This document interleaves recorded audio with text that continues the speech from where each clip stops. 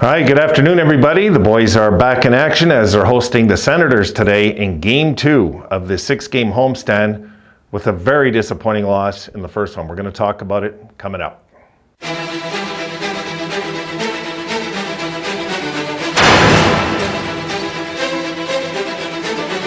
Okay, folks, apologies. Last game in the pregame, I was busy dealing with a flood. And folks, if you have a laundry room, I'm just going to throw some advice out there. If you have a laundry room on the same floor and you see the sink filling up in the laundry room, call somebody to come help you. Don't just look at it and say, maybe it's going to go down. This is what happened. Flooded this whole woman's apartment who has a special needs child. Really wasn't a cool situation. I was stuck all night. Sorry, guys. But I didn't have much to talk about because... And that happened right during the third period. So I missed like the last 6 minutes of the game when this disaster happened.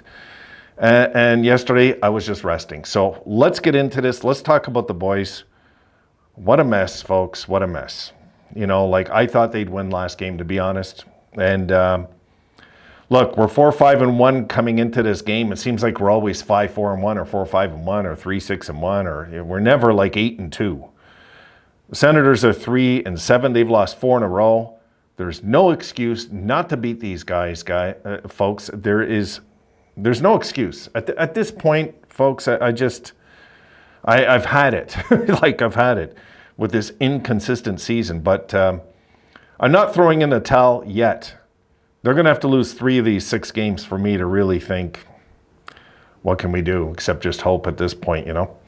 So the Sabres 17-20-4, their goals for and against differential a -17. The Senators are 14-22-0.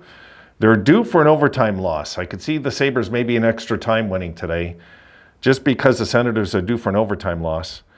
And they're a -12 in their goal differential. They're 4-12 in the road, guys.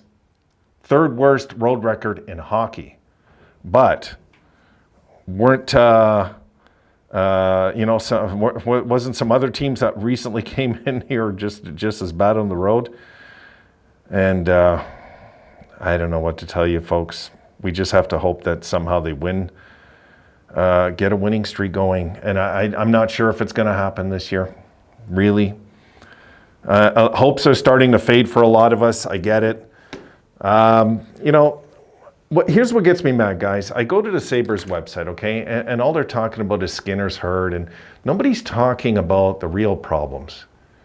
It's like they divert to topics instead of the real issues. And the real issues, folks, is we have a coach that doesn't seem to have a grip of this team.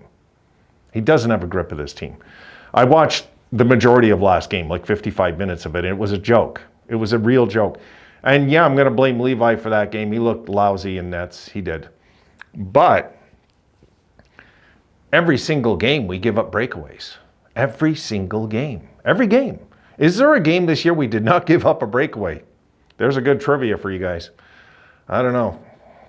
I just don't know anymore what to think, what to do, which way to go with this team.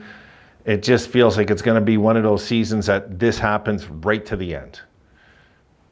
And if it is, it's nothing but a frustrating season of another development season of us taking a step backwards, which I was concerned of before the year. I just never thought it would happen. I really didn't.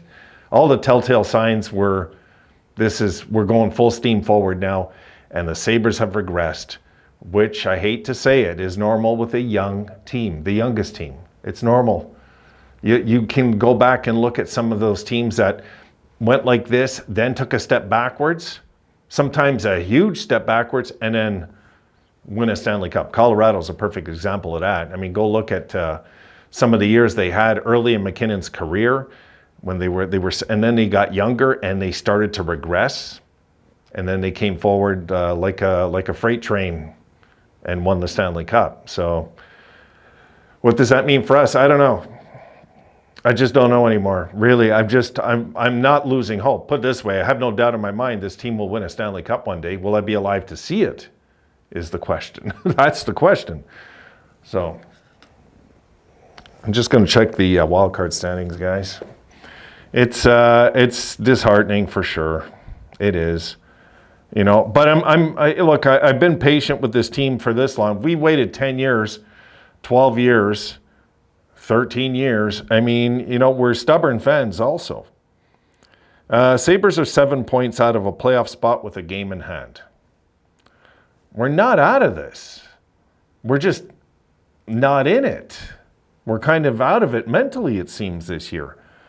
So they got to get their heads on right, I think, the rest of the year. They really do. They got to get their heads on right. Cousins has to snap out of this horrible season he's having, because it is a horrible season now at this point. Tuck seems to be catching fire. Maybe Tage is, which would be great news for us. Skinner's been consistent all year. Middlestad has been pretty consistent all year. I know he went through a stretch with no goals. But overall, he's not paid to score goals. He really isn't. And he's not getting paid a ton. He's just not. And guys that aren't producing got to go. We just got to ship them out. You know, if you're getting them here for physical play, let them play physical. There's no point in having a guy like Greenway on the team if he's not going to be smashing bodies. This is what we got him for. We didn't get him for his goal-scoring ability, folks. So I don't get what Granato's thinking. I know he had a past history with him. So what? This is the NHL level now. I don't know. I just think they've got to figure this out, and they got to figure it out soon, because, you know, like Robinson, I'm going to probably do an Inside the Numbers on Robinson eventually, because I want to see what he's done under Granato. I'm curious about his hitting numbers. It's starting to look non-existent since his first week. So what does Granato do? He sits these guys down and says, we don't want you hitting on this team. I don't know. That's how it feels. We've got to get something going. We got to get it going today. We'll see what happens. They better not lose to Ottawa. I don't like Ottawa. And I kind of, I understand what their fans are going through, because they're going through a very similar thing we are. If you go look at all their top guns, they're not producing this year. Norris is having an average year. Stützle's been horrible. Really, for the money he's making, he's been horrible this year. I know, like, he's leading the team in points, but he's leading the Ottawa Senators in points, guys. Does that really count? You know, the only forward I think they can count on night in, night out is Tkachuk. Really. And it looks like Pinto they'll be bringing him back soon, so that's some relief over there. But they've underachieved in Ottawa, and they had a window of opportunity over there to get a real coach in, and they went and got Jacques Martin. So, like I said, it's good news for us. Hopefully it's good news for us in this game today. You know, if we can handle the pressure of home ice, finally, I think a lot of us are going to feel a lot better, because it just seems like they can't hack it. I think we need a new coach. I'll keep saying it. But I don't think we're ever going to fire him either. I think Granato will wait till this team is so far out of it that there'll be no pressure on the new coach when he comes in. And that's the worst thing to do. You want the season to be alive when you bring the new guy in, no? Are we going to wait till we're like 14 points out with 20 games left and then hire a new coach? Does that make any sense? No. Now's the time. Now, did you guys see the interview that Tortorella? God, I love this guy. That Tortorella did in the defense of his players with the whole trade drama that's going on over there. You guys have seen. I mean, the whole thing with Gauthier and there's just drama going on in Philly, and he just nipped it in the butt with the press. The press tried to like start this drama thing, bringing up Hayes' name and everything, and he just snapped at them. This whole Cutter Gauthier thing, it just seems like it's an endless drama over there. So, all right, guys, I'm leaving it there, and I will see you guys in the post game. Yes, I'll be around tonight. I plan on being here all evening. I'm going to get my busy day ahead, clean up my house, things I got to do while I got time.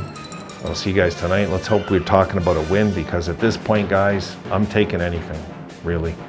See you tonight.